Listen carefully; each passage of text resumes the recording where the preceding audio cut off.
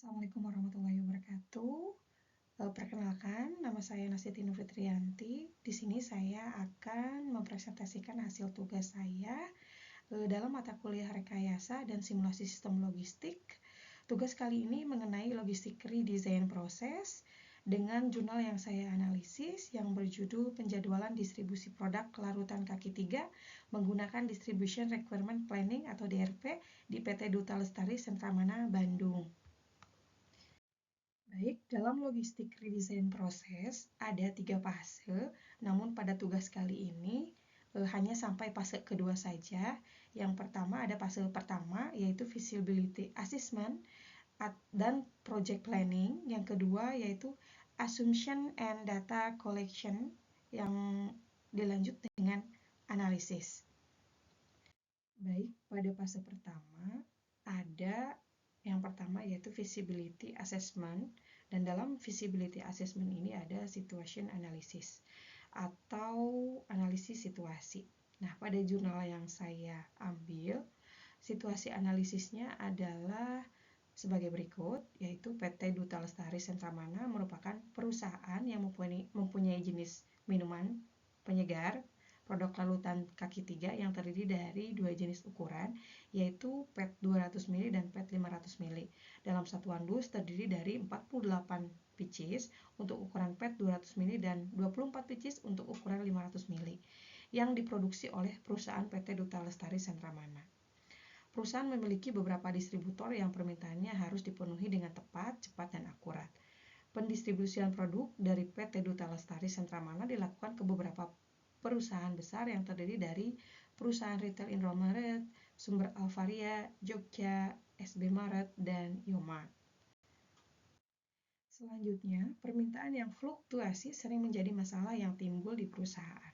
Perusahaan memiliki beberapa masalah dalam aktivitas perdagangan dan pendistribusian produk, seperti pada perusahaan ini belum terdapat adanya suatu perencanaan dan penjadwalan aktivitas distribusi produk yang mengakibatkan sering terjadinya kekurangan dan kelebihan produk, sehingga permintaan untuk semua masing-masing jenis produk kurang terkontrol, seperti waktu pengiriman, jumlah dan jenis barang yang dikirimkan pada masing-masing perusahaan tujuan, serta biaya distribusi barang, sehingga mengakibatkan terjadinya kekurangan atau kelebihan persediaan pada perusahaan yang dimaksud. Baik, untuk selanjutnya, dalam feasibility assessment setelah analisis situasi, yaitu ada supporting logic development atau pengembangan logika pendukung. Dari jurnal yang saya ambil, supporting logic development-nya sebagai berikut, yaitu dengan adanya perencanaan dan penjadwalan aktivitas distribusi yang baik, keberhasilan dalam pemenuhan permintaan konsumen akan menjadi lebih optimal. Kinerja penjualan meningkat dalam memenuhi order dengan tepat waktu dan tepat jumlah sehingga biaya distribusi dapat ditekan seminimum mungkin. Perencanaan dan penjadwalan distribusi produk pada PT Duta Lestari Sentramana dengan menggunakan Distribution Requirement Planning atau DRP. Metode DRP adalah suatu sistem yang menentukan perencanaan kebutuhan untuk mengisi kembali inventory pada pusat distribusi. Setelah pengembangan logika pendukung dalam feasibility assessment, yaitu ada cost benefit estimate atau estimasi manfaat biaya. Pada tahap ini, bagaimana kita mengevaluasi manfaat yang diharapkan dan biaya yang terkait dengan suatu proyek tertentu ya. Nah, baik, dalam jurnal ini, jurnal yang saya ambil, cost benefit estimate-nya yaitu dengan melakukan perencanaan dan penjadwalan distribusi, maka memberikan layanan yang baik dalam penjadwalan distribusi melibatkan pengiriman produk kepada pelanggan sesuai dengan waktu yang dijanjikan. Dengan penjadwalan yang tepat, perusahaan dapat memberikan pelayanan yang baik kepada pelanggan seperti pengiriman yang tepat waktu, pemenuhan pesanan yang akurat. DRP memungkinkan penjadwalan pengiriman yang lebih efisien dengan memperhitungkan faktor-faktor seperti jarak, waktu, dan biaya transportasi. Sehingga untuk biaya distribusi pun akan lebih rendah ya tentunya. Dalam fase pertama setelah feasibility assessment, yaitu lanjut pada tahap project planning. Dalam project planning ini ada statement of objective, di mana menjelaskan tentang tujuan utama atau hasil yang diinginkan dari satu proyek. Nah, statement of objective dari jurnal yang saya ambil yaitu mengenai dengan adanya masalah yang terjadi, maka langkah yang dilakukan yaitu membuat perencanaan dan penjadwalan distribusi dengan metode distribution requirement planning untuk mengelola persediaan dan mengatur aliran barang dari pusat distribusi ke lokasi penjualan atau konsumen akhir dengan tujuan utama untuk memastikan ketersediaan produk yang tepat di tempat yang tepat dan pada waktu yang tepat.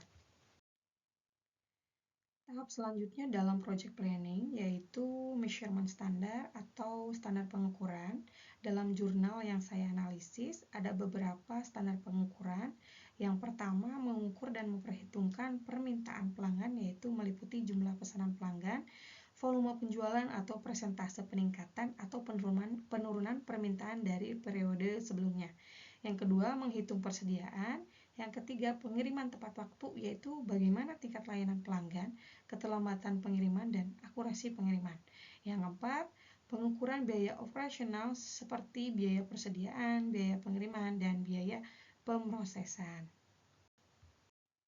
Baik, untuk tahapan selanjutnya, yaitu ada analisis teknik, di mana di sini teknik apa yang digunakan untuk suatu proyek tertentu. Untuk penjadwalan distribusi produk pada PT Duta Lestari Sentra Tama dengan menggunakan teknik penentuan lot size dan safety stock dengan menggunakan metode distribution requirement planning dan metode peramalan dengan bantuan software WinQSB versi 2.0 dan metode terpilih dengan mean square error atau MSE terkecil. Tahapan selanjutnya setelah analisis teknik yaitu ada project work plan, di mana tahapan ini menjelaskan tentang langkah-langkah atau kegiatan yang harus dilakukan untuk mencapai suatu tujuan suatu proyek tertentu. Adapun langkah-langkah yang harus dilakukan dalam penjadwalan distribusi produk menggunakan DRP, yang pertama yaitu mengetahui data primer pertama yang diperlukan antara lain daftar distributor yang dipilih. Untuk setiap distributor diperlukan data primer produk yang dijualnya, yaitu distribution lead time, stok produk di gudang, serta data historis permintaan distributor tersebut. Yang kedua, mengumpulkan data diantaranya data permintaan, data persediaan, harga produk, dan data jarak, data biaya pengiriman, dan biaya penyimpanan. Yang ketiga, melakukan peramalan permintaan, penetapan lead time, penentuan lot size, perhitungan safety stock. Yang keempat, pembuatan distribution requirement planning atau DRP. Setelah menyelesaikan fase pertama, kita beranjak ke fase 2. Pada fase 2 ada tahapan assumption and data collection. Untuk melakukan penjadwalan distribusi produk PT Duta Lestari Sentra Tama dengan menggunakan metode distribution requirement planning, perusahaan harus memiliki data-data untuk nanti diolah atau dimasukkan pada langkah berikutnya. Di antaranya, yang pertama itu ada data permintaan. Nah, pada tabel 1, data permintaan produk larutan kaki 3 PET 200 dan PET 500 ml tahun 2013. Nah, ini adalah data permintaan untuk semua distribution center, yaitu Indomaret, S Alvaria, Jogja, SB Mart, Yomart di tahun 2013. Ini untuk waktunya yaitu dari Januari sampai bulan Desember, yaitu 1 tahun. Bisa dilihat. Nah, untuk data selanjutnya yaitu ada data inventory. Nah, untuk data tabel 2 ada data inventory on hand Desember 2013. Yaitu jenis produknya per dus. Yaitu produknya masih sama, produk larutan kaki 3 PET 200 ml dengan produk larutan kaki 3 PET 500 ml. DC-nya tadi ada Indomaret, S Alvaria, Jogja, SB Mart, dan Yomart. stok inventory atau ONN ini adalah barang yang dimiliki atau sisa dari periode kemarin ya, yang ada di gudang. Ya, untuk data selanjutnya yaitu ada data jarak angkut. Pada tabel 3, jarak sumber ke masing-masing DC dari sumber atau distributor ke tujuan yaitu Indomaret, S Alvaria, Jogja, SB Mart, Yomart. Jaraknya satuannya gitu ke kilometer. Yang paling besar yaitu yang paling jauh SB Mart 47,2 km. Yang keempat, data rincian biaya pesanan. Nah, bisa dilihat ada komponennya, ada biaya administrasi pengiriman, berkas order dan nota pengiriman, biaya telepon, biaya tempat kerja yang terlibat, biaya tenaga pengawas atau inspeksi. Baik, untuk data selanjutnya yaitu biaya pengangkutan. Tabel 5 yaitu memberikan informasi tentang rincian biaya pengiriman coal diesel. Coal diesel ini mobilnya mobil coal diesel ya. Komponennya yaitu biaya supir, solar, biaya bongkar muat. Yang memiliki total biaya pengiriman sebagai berikut, bisa dilihat ya, ini dari semua distribution center ya, yang 5 tadi. Nah, untuk biaya selanjutnya yaitu data selanjutnya yaitu biaya pengiriman. Tabel 6 rincian biaya pengiriman yaitu double cold diesel. Bisa dilihat masih sama komponennya yaitu biaya sopir, solar, biaya bongkar muat. Baik, data selanjutnya yang terakhir yaitu tabel 7 kapasitas produk dalam kendaraan truk coal diesel dan double coal diesel. Ukuran kendaraan antara produk larutan kaki 3 PET 200 ml, produk larutan kaki 3 PET 500 ml.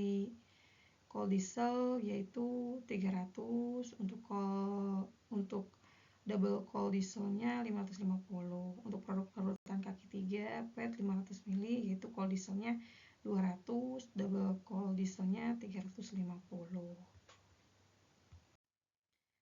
Tahapan selanjutnya pada fase kedua ini adalah analisis. Nah, setelah data yang kita dapatkan tadi seperti data permintaan, data jarak, dan lain sebagainya yang tadi saya sudah sebutkan, lalu kita melakukan peramalan dari data-data yang tadi kita dapatkan, maka inilah hasil peramalan yang didapat dari metode peramalan dengan bantuan software WinQSP versi 2.0 dan metode terpilih dengan mean square error atau MSE terkecil dapat dilihat pada tabel 8 ini dan tabel 9 yang nanti akan saya share. Ini adalah tabel 8 hasil peramalan produk larutan kaki 3 PET 200 ml masing-masing outlet. Bisa dilihat ya. Ini hasil peramalannya. Nah, ini tabel 9 juga hasil peramalan produk larutan kaki 3 PET 500 ml pada masing-masing gudang. Nah, untuk selanjutnya yaitu ada biaya simpan. Sesuai ketetapan perusahaan bahwa biaya penyimpanan produk larutan kaki 3 PET 200 ml dan PET 500 ml adalah 25% dari harga produk yaitu 109.600 sehingga biaya simpan produk sebesar 27.400 Rp1.000. Maka hasil perhitungan biaya simpan produk selama 1 tahun seperti pada tabel 10. Bisa dilihat periodenya Januari sampai Desember ya. Ini biaya simpan produk larutan kaki 3 PET 200 ml DC Indomaret. Pada tabel 11 ini menyatakan rekapitulasi perhitungan biaya penyimpanan masing-masing produk larutan kaki 3 PET 200 ml dan PET 500 ml seperti bisa dilihat pada tabel 11.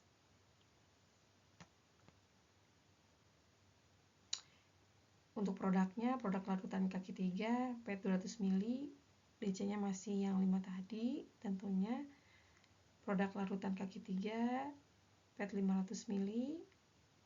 Nah, untuk ditotalkan, ini biaya simpan per tahunnya 45.227.429. Selanjutnya, untuk perhitungan safety stock, untuk setiap outlet dapat selengkapnya dilihat pada tabel 12. Nah, ini tabel 12 memberikan informasi jumlah safety stock untuk tiap DC tujuan. Itu ada produk kaki 3 PET 200 ml, produk kaki 3 PET 500 ml. Untuk distribution centernya masih sama. Untuk hasilnya bisa dilihat. Nah, setelah melakukan peramalan permintaan, langkah selanjutnya yaitu hasil lembar DRP masing-masing produk untuk masing-masing distribution center seperti pada tabel 13 dan 12. Ini lembar DRP larutan kaki 3 PET 200 ml DC Indomaret. Nah, ini untuk tabel 14 DRP produk larutan kaki 3 PET 500 ml DC Indomaret. Tabel 15 DRP larutan produk kaki 3 PET 200 ml DCS Alvaria. Tabel 17 DRP produk larutan kaki 3 PET 200 ml DC Jogja. Tabel 18 DRP produk larutan kaki 3 PET 500 ml DC Jogja. Tabel 19 DRP produk larutan kaki 3 PET 200 ml DC SB Mart. Tabel 20 DRP produk larutan kaki 3 PET 500 ml DC SB Mart. Tabel 21 DRP produk larutan kaki 3 PET 200 ml DC Umart. Tabel 22 DRP produk larutan kaki 3 PET 500 ml DC Umart. Ya. Dari tabel yang sudah diperlihatkan yaitu mengenai lembar DRP dari masing-masing produk dan masing-masing distribution center, kita mendapatkan informasi tentang lead time, safety stock gitu ya. Tentunya tentang perencanaan penjadwalan distribusi, karena itulah tujuan dari penelitian ini.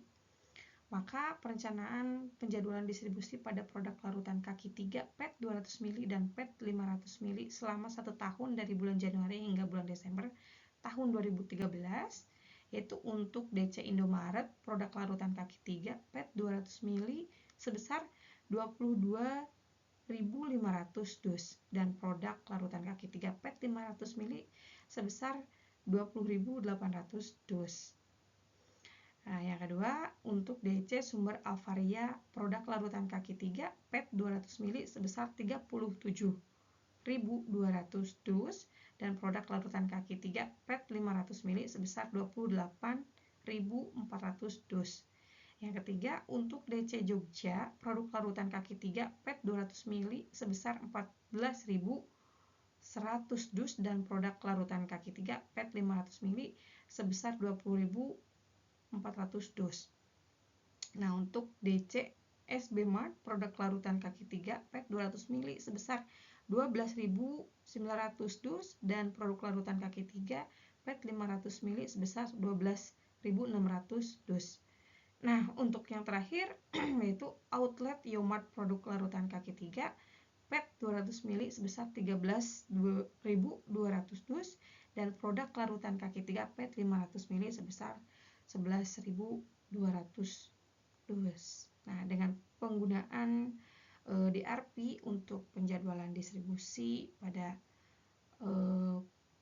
PT ini, pada perusahaan ini memberikan banyak keuntungan,